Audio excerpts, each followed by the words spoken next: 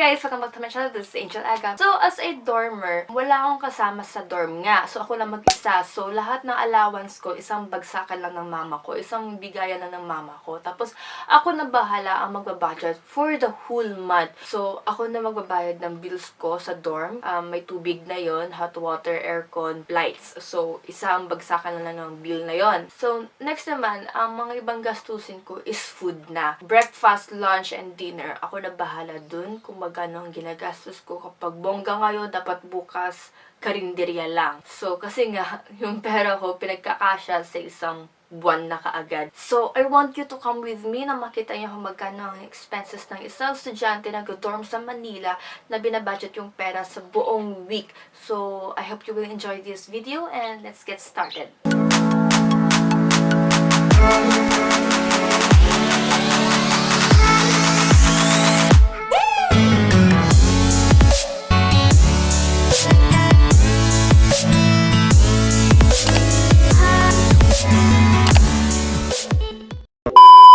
Hi! So, inanarrate ko lang kung ano yung mga gastos ko from Monday to Friday. Kasi usually, Saturday and Sunday, wala akong gastos kasi umuwi ako. So, may pagkain sa bahay. So, hindi na ako gumagastos.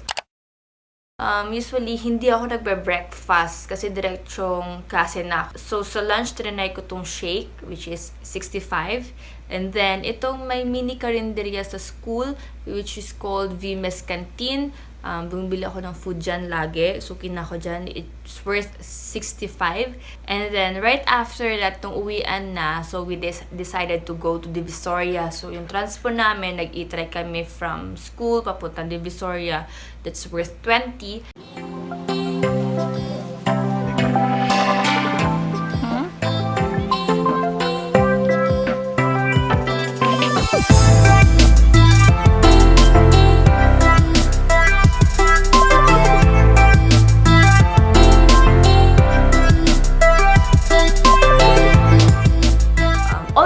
Pinag-shopping ko, Divisoria and Office Warehouse, nakagastos ako ng 735 pesos sa lahat ng pinag-shopping ng mga abubot na yon.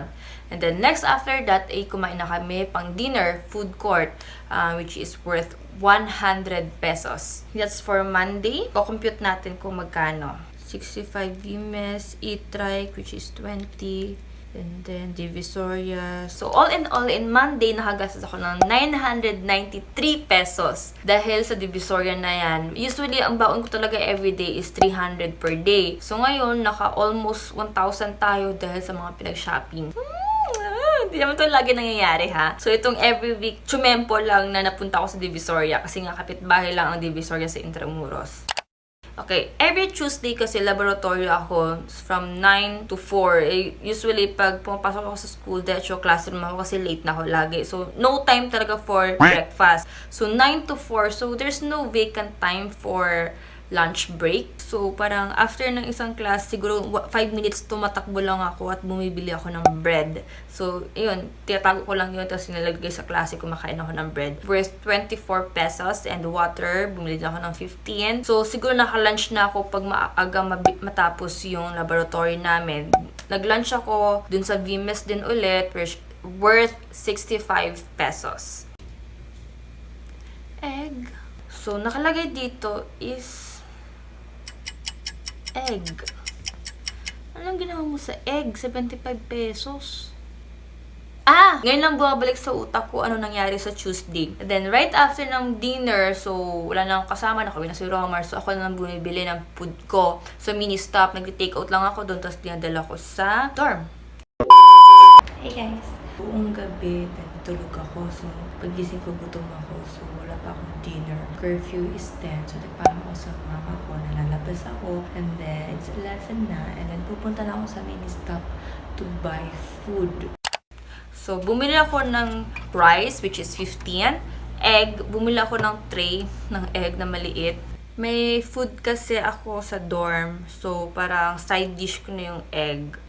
So, sa Tuesday, nakagastos ng 229. So, sakto siya sa budget natin.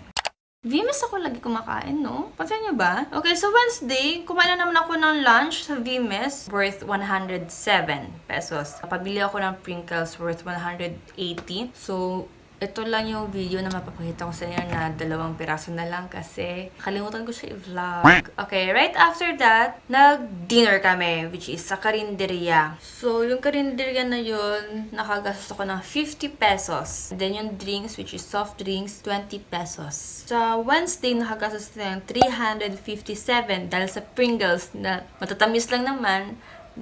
Wala lang. Ang sarap kasi tingnan. Pabili tuloy ako. Mag-3 PM na and wala pa ako nakakain, wala pa ako nabibili kasi ngayon pa lang ako bumangon. So, pagpunta sa school, wala akong gastos lagi. Kasi, yung transpo ko, naka-anli ako. So, every month ko to binabayaran na sumakay ng e-trike. So, every day, sinasakay ko ng e-trike. So, yung lunch ko, nalibre kami ng mga officers. Waki, 1, 2, 3. Hey guys, nasa dorm na ako and it's 7 PM na at buong araw wala pa akong ginagastos kahit piso kasi kanina nilibre kami and yung libre din nabusog ako so parang ayoko pang gumastos. So mamaya siguro mga 8 PM lalabas din na ako and bibili or take out ng dinner. Bumili ako sa Chowking worth 120 pesos na kapitbahay lang ng dorm. So, nilalakad ko lang yon. Yun yung sa Thursday. And then sa Friday, bago naman, hindi naman sa VMS sa school, bumibili lang ako ng sisig. So, makakaya lang kasi nakita ni ate, nagkuha ako ng clip.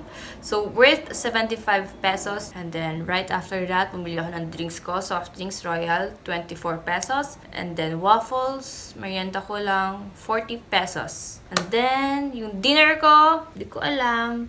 But may dalang food si Romar. So, para napalibre din ako. So, wala akong nagastos sa dinner. So, sa Friday is worth 139. So, hindi ito lagi, ha? Napaswerte lang. So, kukompute natin lahat. So, sa week na to, napagastos ako ng 1,838 sa isang linggo lang. So, lahat na nagastos ko from Monday to Friday, pero ang budget ko dapat is 300 per day. So, 300 times 5 is equals to 1,500. Ang nagastos ko this week is 1,838,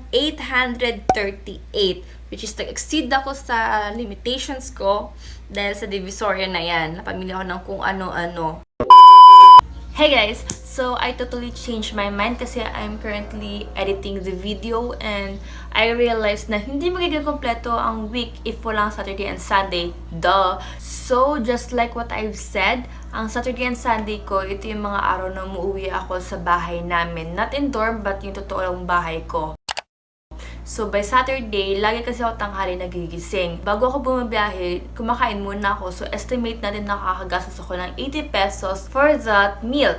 Umabot ako ng 2 rides from dorm papunta sa amin. That is van, which is 80, and then shuttle is 10. Total in Saturday, nakakagastos ako ng 170 pesos.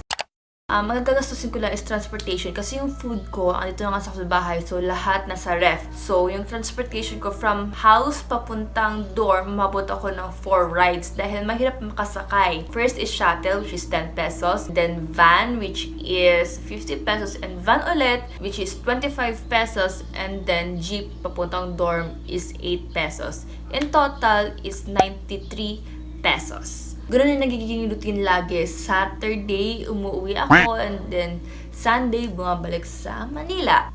So, in total, na kinumpit ko lahat-lahat from Monday to Sunday, umaabot tayo ng 2,101 peso. So, dahil nakakabawi tayo sa weekend na walang gastos, so, sumasakto tayo sa budget. Pag gumastos ka ngayong araw na to, in the next day, dapat maghihirap ka. So, I will end the video right here. So, thank you for watching and don't forget to subscribe and like the video. And comment kayo na anong gusto yung mga requests in the next video. Guys, don't forget to subscribe, okay? Bye!